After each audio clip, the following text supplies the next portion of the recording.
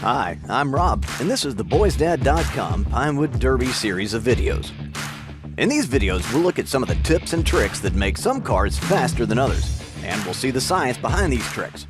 We're also going to use our precision-built test track to put these tricks to the test, to prove to ourselves and to you that we're not just guessing that these things will work. In this episode, we'll look at the Pinewood Derby rules and the tools you'll need to make a competitive car. First, let's be clear about the official Pinewood Derby rules. Rule number 1 is, there are no official Pinewood Derby rules. Rules are decided on by different race authorities. This may be the Cub Scout Pack, the district or council, or it may be some other civic organization, school, or company, depending on where the race is held. There are, however, some common rules that most races use. Number 1, the car size is usually limited. Number 2, the weight limit is usually 5 ounces. Number 3, wheel bearings, washers, and bushings are usually prohibited. Number 4, the car usually can't ride on springs. 5, often only certain wheels may be used, and modification may be limited. 6, dry lubricant may be the only kind of lubricant allowed. 7, the car can have no power source or starting device.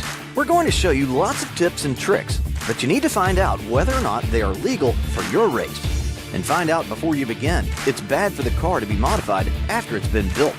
By the way, if you're the one responsible for helping make or enforce the rules, be sure they're clear, verifiable, and applied consistently. Be sure everyone knows about the rules, and be sure they're finalized before the event is announced. You don't need to break the bank to build a Pinewood Derby car. You or someone you know probably already has most of the tools you need to make a fast car. Now, there are a lot of gimmicky tools out there for making a Pinewood Derby car. But there is only one special Pinewood Derby specific tool that you need to use, and that's a wheel mandrel. As you can see, the wheels that come in the kit need to be cleaned up. The wheel mandrel is the best tool for this job. A drill press is really the best, but an ordinary variable speed power drill will also do. You'll need this to clean up the wheels and the axles.